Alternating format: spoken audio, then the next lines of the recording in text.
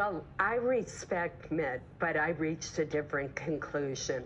To me, when you study what the framers said and the high bar that they set for removing a duly elected president immediately from office and banning him or her from ever running again, it shows you that this was not to be undertaken lightly. It only applied to bribery, treason, high crimes, and misdemeanors. And I did not think, based on my review of the evidence, that the House managers proved that case, particularly when we're talking about a hard-to-define non-criminal act.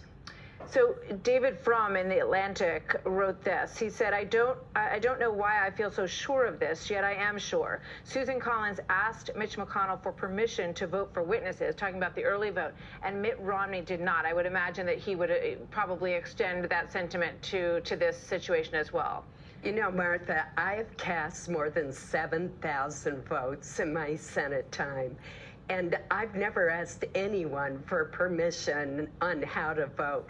So that is just totally wrong. And I would also argue it's very sexist that he thinks that I somehow got permission to vote for witnesses, a position I'd taken from the very beginning. I worked hard to ensure that there would be a vote on whether to proceed to witnesses, and yet he doesn't think that that would be true of Mitt Romney. In fact, neither of us asked for permission. Was witnesses the harder vote than the acquittal? Because